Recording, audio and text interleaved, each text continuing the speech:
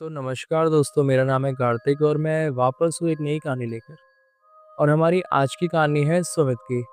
सुमित जो अपने गांव से दिल्ली के अंदर पढ़ने के लिए आया था। और सुमित ने हाल फिलहाल के अंदर ही दिल्ली के एक कॉलेज के अंदर एडमिशन लिया था। अपने घर से दूर होने की वजह से सुमित अपने घर वालों को, अपने परिवार को और अपने दोस्तों को बहुत मिस करा करता था। और दिल्ली की चकाचौंध में सुमित थोड़ा घुलना मिलना चाहता था। वो भी चाहता था कि दिल्ली के अंदर उसके दोस्त हो, उसकी कोई फ्रेंड हो जिससे वो बातें किया करे, जिसके साथ वो टाइम स्पेंड किया करे। पढ़ाई में सुमित अच्छा था, लेकिन कम्युनिकेशन में वो इतना अच्छा नहीं था क्योंकि उसको वो माहौल ही नहीं मिला था गाँव के अंदर। और जैसा दिल्ली के अंदर था, दिल्ली के अंदर सारे लोग बहुत जल्दी कम्युनिकेट कर लेते थे, जल्दी घुल-मिल जाते थे, लेकिन सुमित के साथ ऐसा नहीं हो पा रहा था। वो आगे से किसी से बात नहीं कर पाता था। अब होता ये है कि सुमित के कॉलेज के अंदर ही एक लड़की एडमिशन लेती है, जिसका नाम निकिता था। अब निकिता बहुत सुंदर थी। मतलब निकिता इतनी सुंदर थी कि कॉलेज का हर लड़का निकिता को डेट करना चाहता था, निकिता को अप्रोच करता था। लेकिन निकिता उन लोगों को इतना भाव नहीं देती थी। कॉलेज के पहले दिन से ही निकिता का ध्यान सुमित की तरफ था। बेशक सुमित कुछ बोलता नहीं था, लेकिन कहीं न कहीं वो भी निकिता को देखता था। वो भी अंदर ही अंदर चाहता था कि उसकी बात निकिता से हो, लेकिन वही जैसा मैंने आप लोगों को बताया कि वो कम्युनिकेट नहीं कर पाता था। वो हेजिटेट करता था आगे से अप्रोच करने के लिए, आगे से बात करने के लिए। फिर एक दिन निकिता खुद ही सुमित के पास जाती है, उससे हाय हेलो करती है और सुमित से थोड़ी बहुत बात करने की कोशिश करती है। सुमित काफ़ी खुश हो जाता है, वो भी निकिता से कम्युनिकेट करता है, बात करता है, सुमित को भी बहुत अच्छा लगता है। और वो दिन ऐसा था कि जिस दिन सुमित बहुत खुश था, उसे लगा कि शायद उसको भी अब एक दोस्त मिल गई है जिसके साथ वो टाइम स्पेंड कर सकता है, जिसके साथ वो घूम सकता है। उनकी बात धीरे-धीरे और होने लगी। फिर धीरे-धीरे उन दोनों की बात बहुत अच्छे से होने लगी। दोनों घंटों तक फ़ोन पर बातें किया करते थे, मिला करते थे, घूमा करते थे। सुमित को ऐसा लगा कि उसको उसकी लाइफ़ का पार्टनर मिल चुका है। सुमित अपने मन में यही सोचता था कि कॉलेज खत्म होने के बाद अपने पेरेंट्स से निकिता को मिलवाएगा और दोनों एक-दूसरे के साथ शादी कर लेंगे। निकिता भी यही बोलती थी कि हाँ, कॉलेज खत्म होने के बाद हम दोनों शादी कर लेंगे। फिर होता ये है कि कॉलेज की छुट्टियाँ आती है और निकिता सुमित को बोलती है कि क्यों ना तुम मेरे साथ बंगाल चलो, वहाँ पर मैं तुम्हें अपनी फैमिली से मिलवाऊँगी और वहाँ पर माता का मंदिर भी है, तो हम काली माता के दर्शन भी कर लेंगे और मेरी फैमिली से भी तुम मिल लोगे। तो सुमित ये बात सुन के बहुत खुश हो जाता है, क्योंकि सुमित तो चाहता ही था कि वो निकिता की फैमिली से मिल ले। तो सुमित हामी भर देता है और छुट्टियों में वो दोनों बंगाल के लिए निकल जाते हैं। अब वहाँ पहुँचने के बाद निकिता सबसे पहले सुमित को काली माता के मंदिर लेके जाती है। काली माता के मंदिर पहुँचने के बाद सुमित देखता है कि वहाँ पर जितने भी पंडित थे, जितने भी पुजारी लोग थे या मंदिर के आसपास जो लोग थे, वो निकिता को बहुत अलग नज़र से देखते थे। जैसे उन्हें निकिता से डर लगता हो। निकिता को वो लोग खुद ही रास्ता दे रहे थे। निकिता अगर उनको देख रही थी तो अपनी आँखें नीचे कर रहे थे। और निकिता जो भी सामान उनसे माँग रही थी, वो बिना कुछ बोले बस सामान दे देते थे। और वो लोग जैसे दुकान वाले तो निकिता से पैसे तक नहीं ले रहे थे, पर निकिता उनको खुद ही पैसे दे रही थी। जितने पैसे दे रही थी वो चुपचाप ले लेते, बाकी उसको लौटा दे रहे थे। तो सुमित देखता है कि जब मंदिर में वो प्रवेश करते हैं, तो जो वहाँ के पंडित थे, उन लोगों का व्यवहार भी निकिता के साथ वैसा ही था जैसा बाहर दुकान वालों का था। उन लोगों ने भी निकिता से नज़रें नहीं मिलाई और खाली उसको जगह दे दी। जैसे वो लोग बस उसको बोल रहे हैं कि आप आगे चले जाओ। निकिता सुमित को लेके मंदिर के अंदर जाती हैं और माता के दर्शन करवाती है।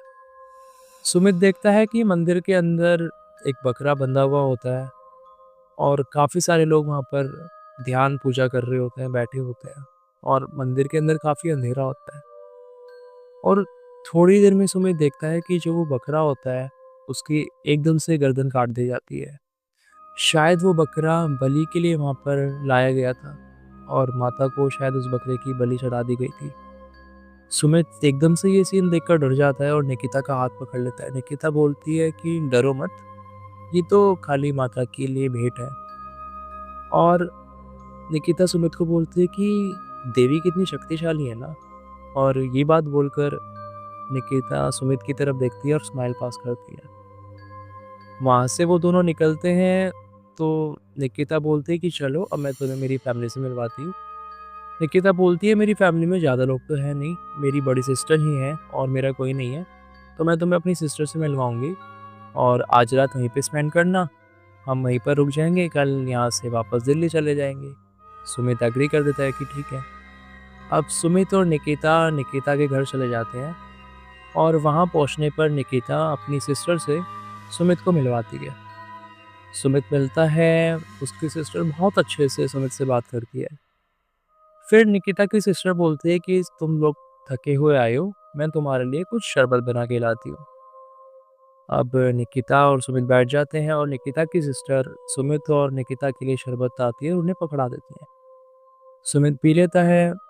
थोड़ी देर में सुमित को लगता है कि उसको चक्कर आ रहे हैं और थोड़ी देर में सुमित अनकॉन्शियस होके गिर जाता है। जब सुमित की आँख खुलती है तो रात का समय हो चुका था और सुमित के हाथ-पाँव बंधे हुए थे। सुमित के हाथ-पाँव बंधे हुए थे तो वो देखता है कि वो ज़मीन पर लेटा हुआ है और उसके शरीर पर वस्त्र नहीं थे। उसको नेकेड ही ज़मीन पर लिटा रखा था और वो देखता है कि निकिता और उसकी जो सिस्टर थी, उन दोनों का रूप अब बदला ही हुआ था। मतलब उन लोगों ने हवन कुंड जला रखा था, प्रज्वलित कर रखा था और वो दोनों काले कपड़े पहनकर हवन कुंड में आहुति दे रहे थे।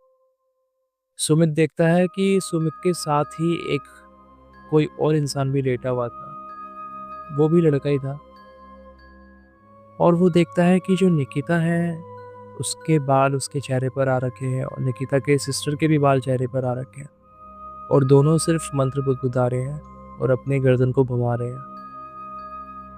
सुमित की बॉडी देख तो सब रही थी लेकिन बॉडी रिएक्ट नहीं कर पा रही थी कुछ, जैसे कि उसको किसी शक्ति ने जकड़ रखा था। वो उठने की कोशिश तो कर रहा था लेकिन उठ नहीं पा रहा था। सुमित ये सब देख ही रहा होता है, इतने में वो देखता है कि निकिता की सिस्टर उठती है और जो सुमित के साथ में जो बॉडी रखी हुई थी, अब वो बॉडी ज़िंदा थी या ज़िंदा नहीं थी ये तो नहीं पता। जहाँ तक है वो बॉडी ज़िंदा ही होगी क्योंकि अब जो मैं आगे बताऊँगा उससे आपको ये बात पता लग जाएगी। सुमित देखता है कि निकिता की सिस्टर उस बॉडी के पास आती है, उस पे पता नहीं कोई लेप लगाती है और कुछ मंत्र बुदबुदाते हुए उसका गला काट देती है। सुमित जब ये सीन देखता है तो वो शॉक्ड हो जाता है, उसको समझ नहीं आता वो क्या करे, क्योंकि उसकी बॉडी रिएक्ट ही नहीं कर रही होती और वो देखता है कि निकिता का तो पूरा रूप ही बदला हुआ है। ये वो निकिता है ही नहीं जिसके साथ वो यहाँ पर आया था। सुमित ये सब सोच ही रहा होता है और वो देखता है कि उस लाश से जो खून निकल रहा है, निकिता और उसकी सिस्टर पागलों की तरह उस खून को पीने लग जाती है, उस लाश को नोचने लग जाती है और थोड़ा बहुत उस लाश का खून पीने के बाद वो दोनों वापस हवन कुंड में बैठ जाती हैं और हवन कुंड में उस लाश की थोड़ी-सी आहुति देकर वापस मंत्र बुदबुदाने लग जाती है। अब सुमित सोच रहा होता है कि शायद अगला नंबर उसी का है। सुमित को कुछ समझ नहीं आता, तो वो भगवान को याद करने लग जाता है। सुमित गायत्री मंत्र पढ़ता है, उसके बाद वो रियलाइज़ करता है कि उसकी बॉडी नॉर्मल हो गई है, वो हाथ-पैर मूव कर पा रहा है। लेकिन सुमित कुछ भी शो नहीं करता, वो निकिता और उसकी सिस्टर को ऐसे ही दिखाता है कि हाँ, वो अब भी पैरालाइज़ ही है। जब निकिता सुमित की तरफ बढ़ती है, तो सुमित के अंदर जितनी जान थी, वो उतनी जान से निकिता को धक्का देता है और फटाफट वहाँ से भागता है। सुमित भागता चला जाता है, वो कुछ नहीं देखता, पीछे मुड़ के भी नहीं देखता, वो बस भागता चला जाता है। भागते-भागते बाहर निकल के वो एक रोड पकड़ता है और वहाँ पर भागने लग जाता है। वहाँ भागते-भागते उसकी टक्कर एक इंसान से हो जाती है। वो इंसान उसको देखता है, सुमित बहुत डरा हुआ होता है। वो इंसान उसको बोलता है कि क्या हुआ तुम्हारे साथ ऐसा, तुम इस हालत में क्यों हो? सुमित कुछ बताने की हालत में ही नहीं होता, तो वो जो इंसान थे वो समझ जाते हैं शायद कि सुमित के साथ क्या हुआ है। वो बोलते तुम घबराओ मत, तुम मेरे साथ चलो। वो इंसान सुमित को लेके अपने घर चला जाता है और सुमित से वो कुछ नहीं कहता, सुमित को वो कपड़े देता है और बोलता है कि तुम सो जाओ, हम सुबह बात करते हैं। लेकिन इस घटना के बाद सुमित को नींद ही नहीं आ रही होती, वो डरा ही रहता है।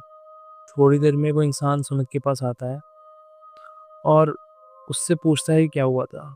सुमित डरते-डरते सारी बात उसे बताता है।